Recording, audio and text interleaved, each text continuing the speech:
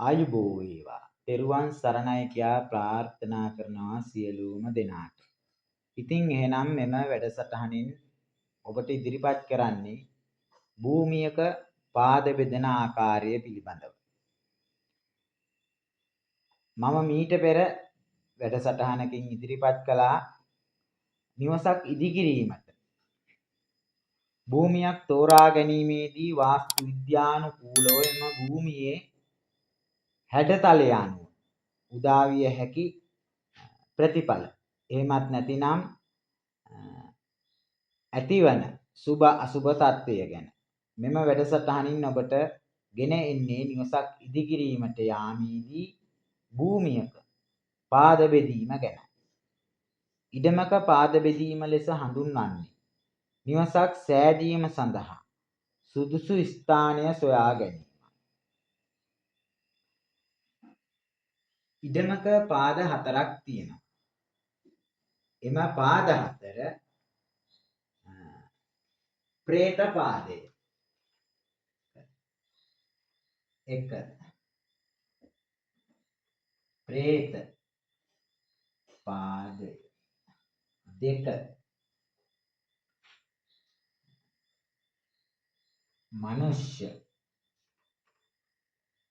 පාදය 3, දේව පාදය 4, බ්‍රහ්ම පාදය.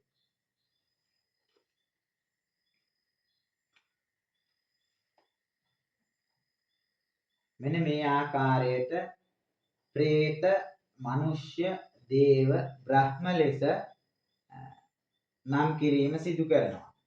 මෙන්න මේ රූප සටහන පාද බෙදා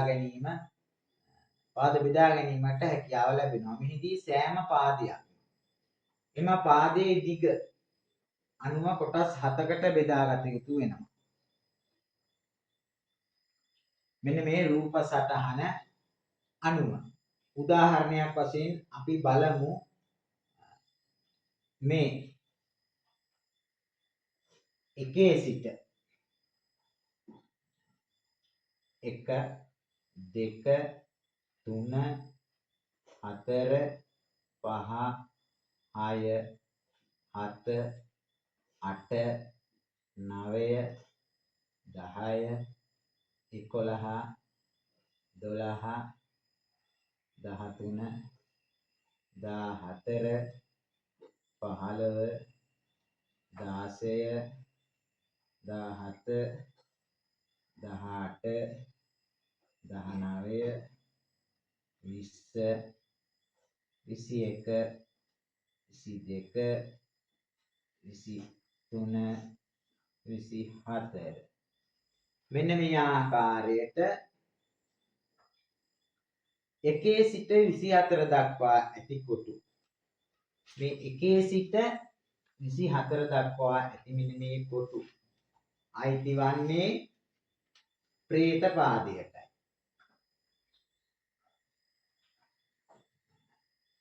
එකේ සිට මෙන්න මේ ආකාරයට 24 දක්වා මේ ඉඩමක මේ භූමිය නම් මේ භූමියේ මායිමේ සිට මෙන්න මේ මූල් බිම් තීරු කොටස අයිති වන්නේ මේ එකේ සිට 24 දක්වා මේ කොටුව අයිති වන්නේ പ്രേත පාදයට කියන කොටසටයි අයිති වන්නේ.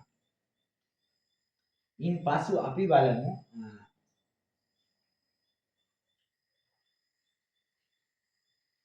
25 සිට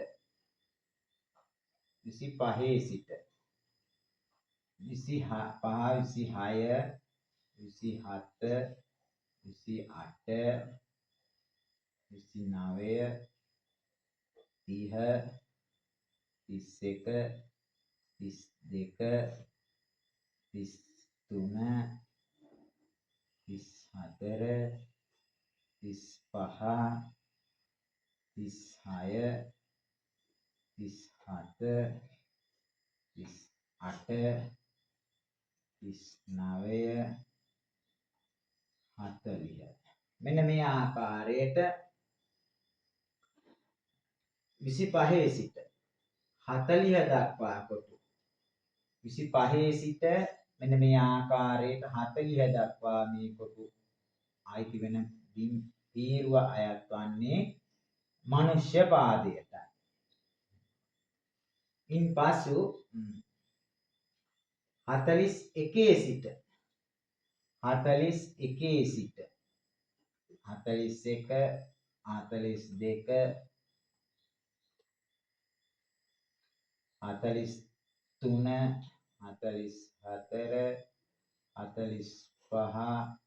45 46 47 48 මෙන්න මේ ආකාරයට 41 සිට 48 දක්වා කොටු අයිති වෙන්නා වූ මින් තීරුව අයිති වන්නේ දේව පාදයටයි. 49 වෙනි කොටු අයිති වන්නේ බ්‍රහ්ම පාදයට. මෙන්න මේ 49 වෙනි කොටුව. 49 වෙනි කොටුව අයිති වන්නේ බ්‍රහ්ම පාදයට.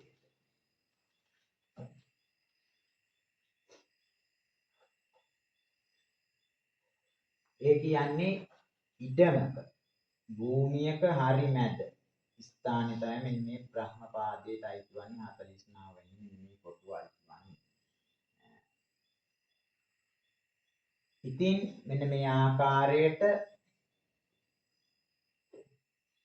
ප්‍රේත පාදය, මනුෂ්‍ය පාදය,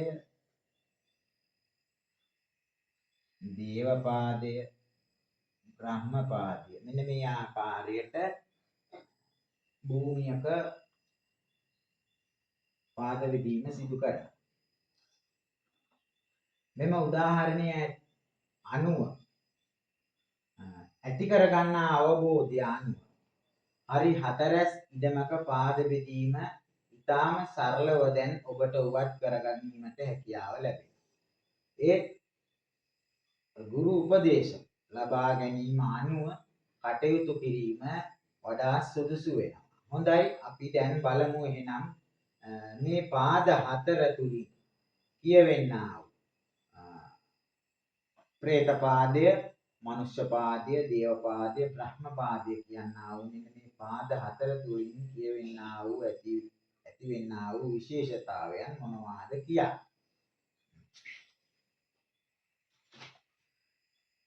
මෙන්න මේ ප්‍රේත පාදයටයි මේ 1 සිට 24 දක්වා කොටු ඇතුළත් වන්නා වූ මේ ලිම් තීරුවයි. ඉදිරිපස කොටස ගස් වැල් ආදිය සිටුවීමටත් පිටුපස කොටස වැසිකිලි වලවල් සත්ව නිවාස ආදිය සෑදීමටත් සුදුසු බිම් කඩක් ලෙස සඳහන් කරන්න පුළුවන්. ඒ වගේම දෙපැත්තේ මල් වගාවන්, ගුරුතැන් වගාවන් ආදී දේවල් සිදු කිරීමට හැකියාව පවතිනවා. කිසිසේත්ම බුදු මැදුර, ලිඳ, ලිම් පොකුණු ආදිය සෑදීමට නුසුදුසුයි කියා වාස්තු විද්‍යාවේ සඳහන් වෙනවා. මෙවැනි ප්‍රේත පාදයට අයිති වෙන්නා වූ බිම් කොටස බිම් තීරුව තුල. ඒ වගේම ඉඩමක මායිමට අයිතිව ඉඩමේ මායිමේ දක්වා තියෙනා වූ මෙන්න මේ ප්‍රේත පාදයට අයිති බිම් තීරුව ඉඩමක අපරිසිදු ස්ථානය ලෙස සඳහන් වෙනවා. ඒ වගේම අනාරක්ෂිත කොටස ලෙස මෙන්න මේ ඉඩමේ ප්‍රේත පාදයට අයිති කොටස සඳහන් වෙනවා.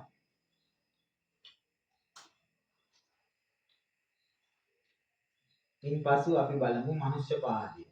මනුෂ්‍ය පාදය මෙන්න මේ ප්‍රේත පාදයට අයත් බිම් තීරුවට ඊට යාබදව තිබෙනා වූ බිම් තීරුව ලෙස මෙන්න මේ 25 සිට 40 දක්වා කොටු අයත් වෙනා වූ මෙන්න මේ බිම් තීරුව මනුෂ්‍ය පාදයට අයිති වෙනවා.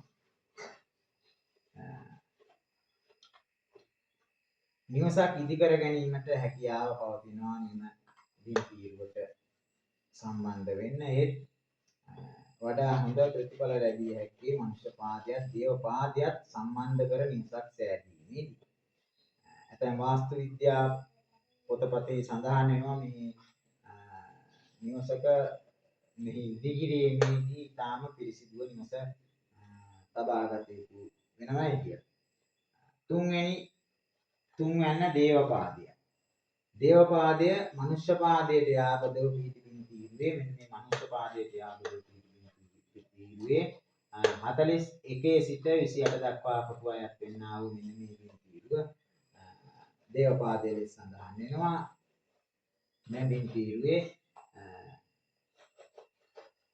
ගොඩනගන ලද නිවාසවල සියලු දෝෂ භංග වෙන බවත් එහි නිවැසියන් පියවරින් පියවර ජයග්‍රහණය කරා පා තබන බවත් පිළිගත් වාස්තු විද්‍යා මතවලට සඳහන් වෙනවා. ඒ වගේම මේ භූමිය අමනුෂ්‍ය දෝෂ වලින් තොර භූමියක් බවත් නිතරම දෙවි දේවතාවුන් වහන්සේලාගේ ඇල්ම බැල්ම ලැබෙන බවත් වාස්තු විද්‍යා ග්‍රන්ථවල සඳහන් වෙනවා. මෙන්න දේවපාදයටයි බිම් තීරුයි නිවසක් ඉදි කරගත්තහම බ්‍රහ්මපාදය හතරවැන්න බ්‍රහ්මපාදයේ මෙන්න මේ 49 වෙනි කොටුවයි වෙන්නා වූ විජමක හරි නැත. දේවපාදයට ඇතුළතින් පිහිටලා තියෙනා වූ මේ බ්‍රහ්මපාදයටයි කියන තීරුව සම්බන්ධ වෙන්න නිවසක් ඉදි කර ගැනීම තරම් සුදුසු වනවායි කියලා සඳහන් කරන්නේ නැහැ මම.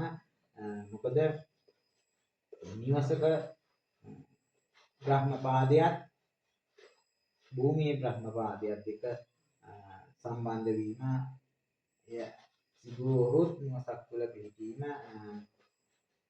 එය ඊටම පාරිශුද්ධව තබාගත යුතු වෙනවා. ඒ වගේම වඩාත්ම සුදුසු වන්නේ නිම්බින් කඩෙහි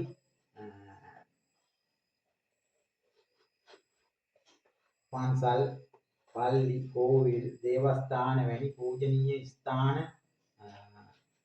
සඳහා ඉදිකිරීම සඳහා යොදා ගන්නා බිම්තීරුව ලෙස මේ බ්‍රහ්මපාදයට අයිති වෙනා වූ කොටස සඳහන් කළ යුතු වෙනවා.